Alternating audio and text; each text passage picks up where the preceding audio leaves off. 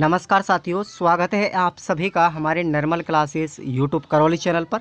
और आप सभी के लिए आज की जो क्लास होगी वो शिक्षा मनोविज्ञान के लेकर चल रही है। 11वीं क्लास है और यूनिट नंबर 3 का हम रिवीजन कर रहे हैं इसमें।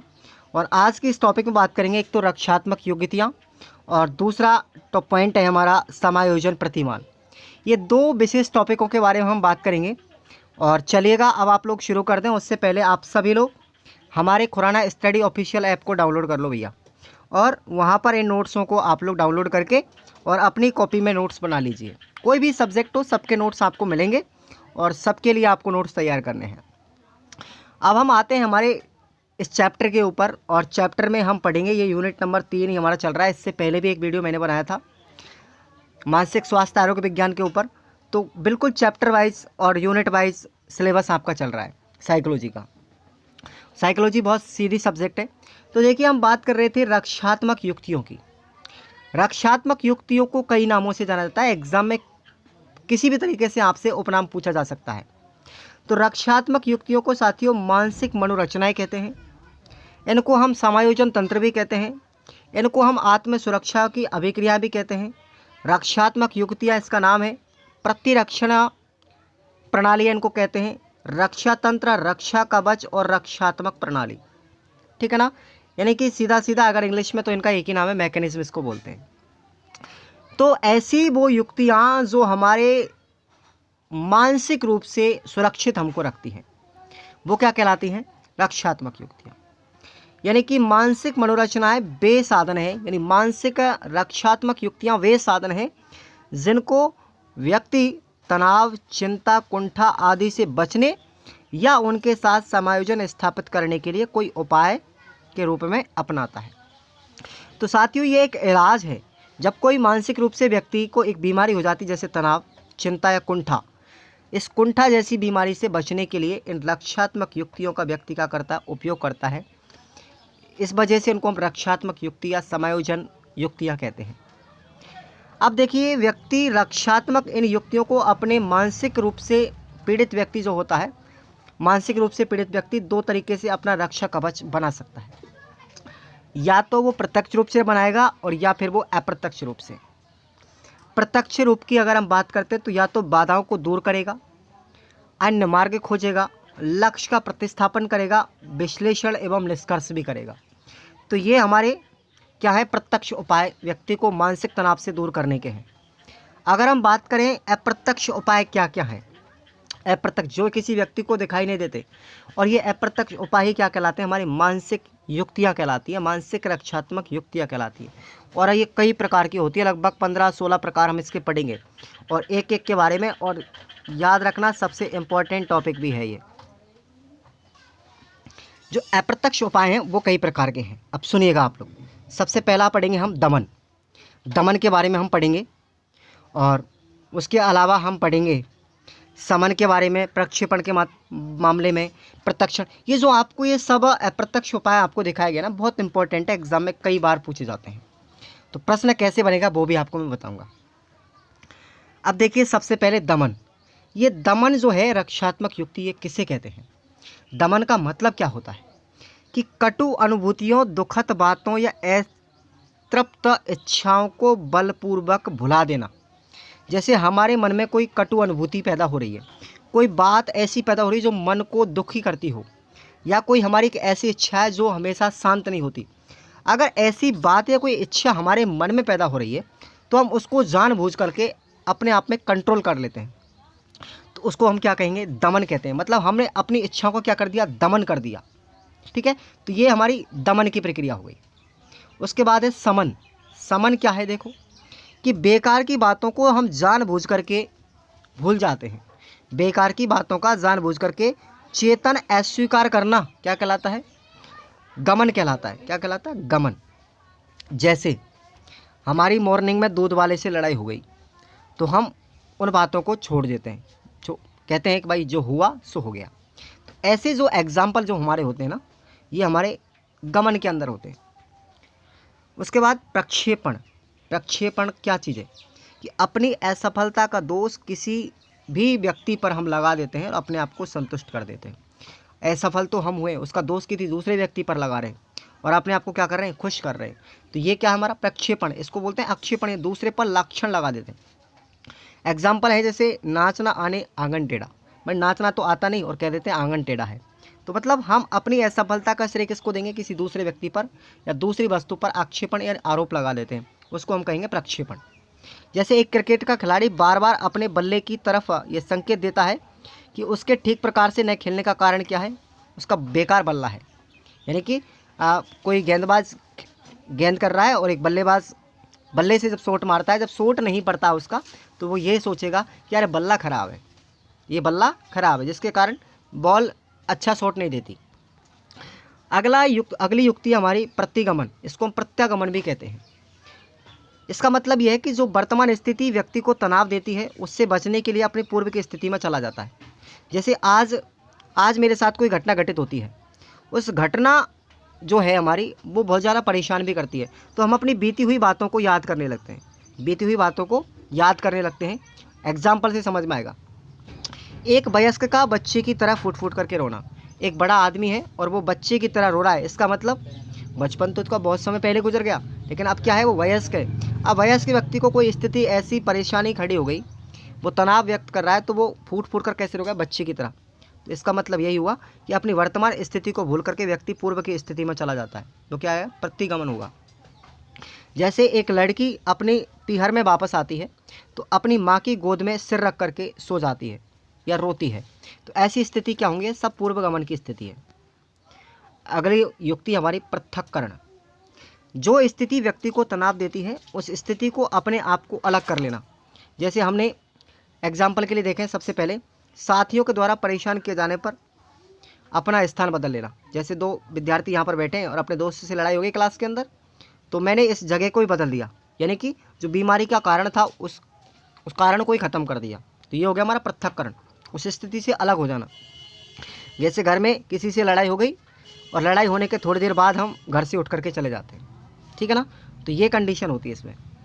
उसके बाद है आश्रित होना, कर्महीन व्यक्ति पूरी तरह से दूसरों पर आश्रित होता है और समायोजन कर लेता है, जैसे बालक की तरह। तथा एक ऐसा पर व्यक्ति पूरी तरह से सफल व्यक्ति पर निर्भर होकर के समायोजन स्थापित कर लेता है। अगली युक्ति हमारी तादात्म्यकरण।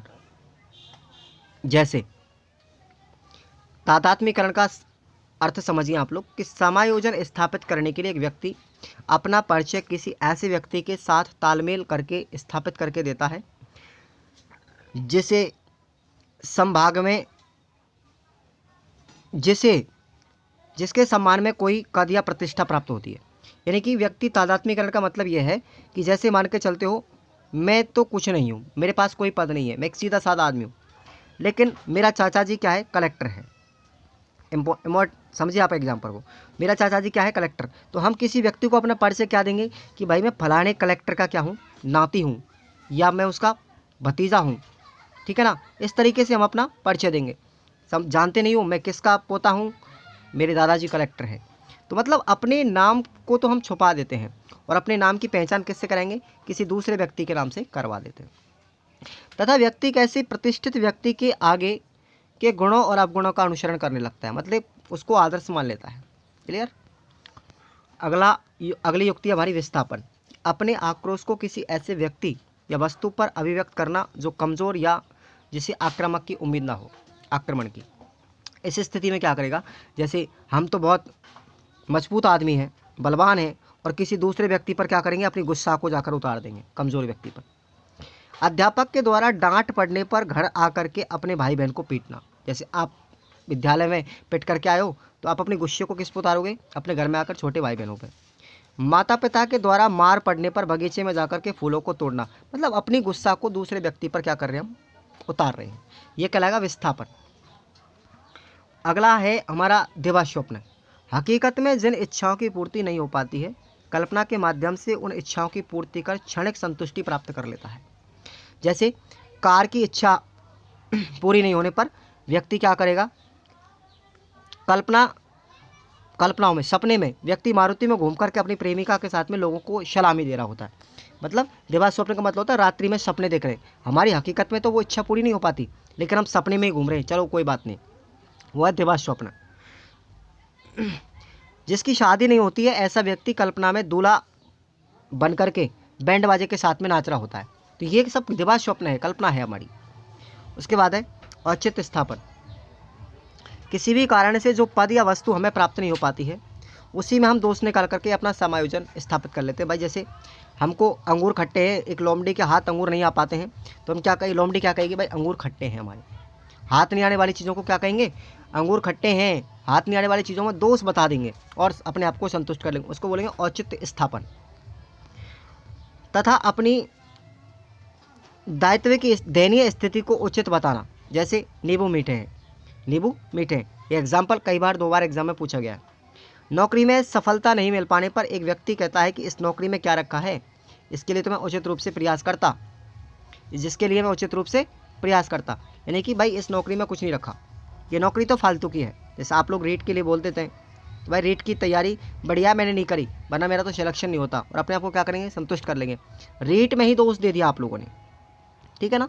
चलिए अगला देखो, एक बैंक, उदाहरण चल रहे हैं इसके, ये एक बैंक क्लर्क प्रमोशन नहीं होने पर कहता है अच्छा हुआ मैं मैनेजर बनने से बच गया, वरना मैं फंस ही जाता।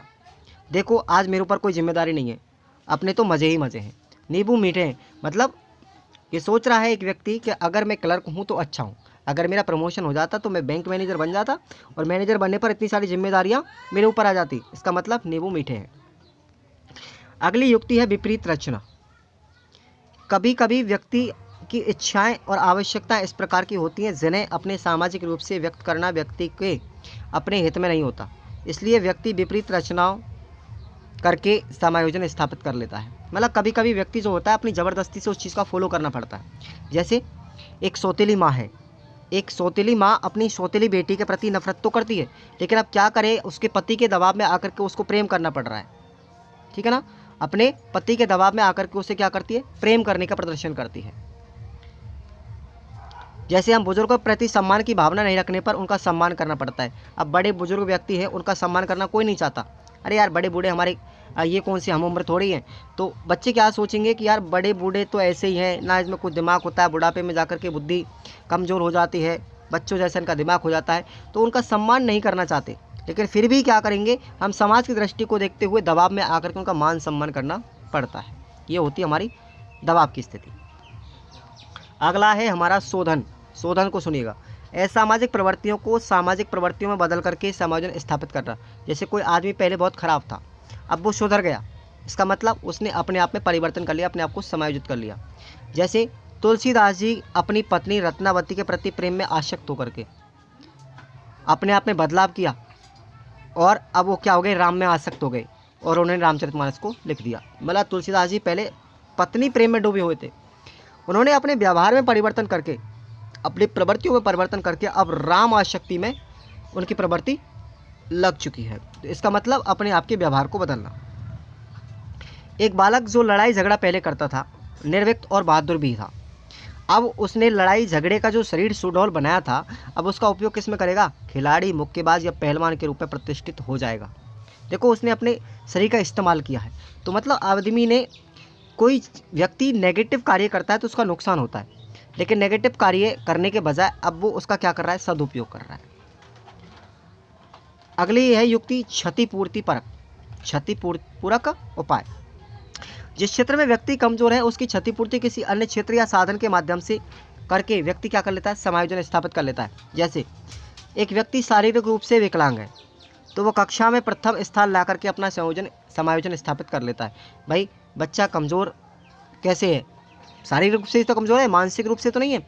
अब वो बच्चा कक्षा में पहले स्थान पर आ गया, टॉपर कोई व्यक्ति आ गया, तो उसने क्या, अब उसका समायोजन इस तरीके से हो गया कि वो अब अपने जो विकलांग शरीर है उसकी पूर्ति किससे कर लेगा, चलो कोई बात नहीं, शरीर से तो विकलांग है लेकिन माइंड से तो बहुत बड़ा टैलेंटेड है। उस तरीके से एक कम लंबाई वाली लड़की जो है ऊंची एड़ी के सैंडल पहन करके अपने आप को एडजस्टमेंट करती है, समायोजित कर लेती है, ठीक है ना। तो ये ऐसे एग्जाम्पल इसमें होते हैं। उसके बाद है आक्रामक उपाय। अपने क्रोध को हिंसात्मक तरीके से अभिव्यक्त करना आक्रामकता कहलाता है, और ये 2 तरीके से कर सकता है, या तो अपना इस्तेमाल व्यक्ति रक्षा के रूप में कर सकता है, या किसी का नुकसान करने के लिए कर सकता है। जैसे कोई मोटा सुडौल व्यक्ति है, तो वो चाहे तो अपने शरीर का इस्तेमाल लोगों की रक्षा करने के लिए कर सकता है, और चाहे तो अपने शरीर का इस्तेमाल वो लोगों का नुकसान करने में, पीटने में भी निकाल सकता है। तो उचित यही है कि वो भक्षक नहीं बन के उनका रक्षक बने। किसी के अनुचित व्यवहार या असामाजिक तत्वों के प्रति आक्रामक रुख अपना करके अपनी रक्षा में कोई बुराई नहीं है, लेकिन अनावश्यक रूप से किसी व्यक्ति को चोट पहुंचाना, उनका शोषण करना उचित नहीं है। इसकी अपराध भावना का जन्म होता है, इससे अपराध भावना का जन्म होगा और क्रोध के वशीभूत होकर के भक्षक बन करके दूसरों का ही नहीं अपितु स्वयं का भी नुकसान कर लेता है। अब अगला पॉइंट है हमारा समायोजन प्रतिमान। तो देखिएगा, आपको पता है कि जो सिगमंड फ्रायड था उसने 3 मनों के बारे में बताया था। समायोजन के 3 आधार बताए, एक तो अचेतन मन, एक ईगो और ये लिबिडो। ठीक है, चेतन, अचेतन, अर्धचेतन बताया, ईगो, एड और सुपर ईगो बताया था, और एक लिबिडो के बारे में बताया।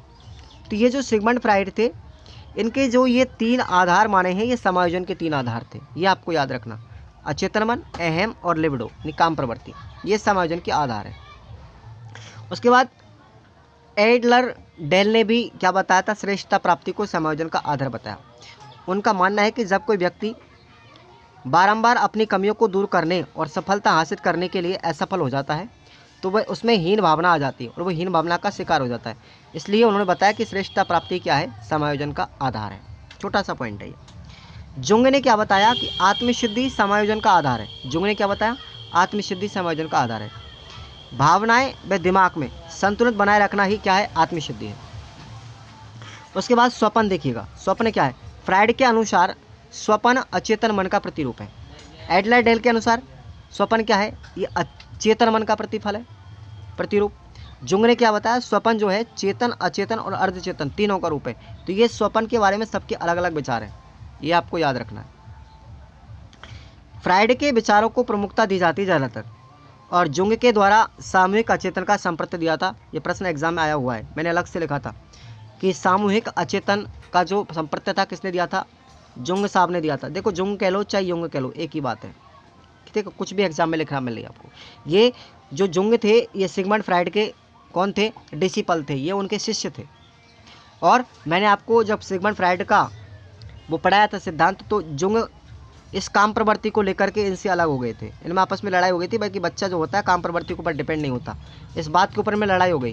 ठीक है ना, इसी बात से उन्होंने अलग सिद्धांत दिया था, मनोविश्लेषणात्मक सिद्धांत।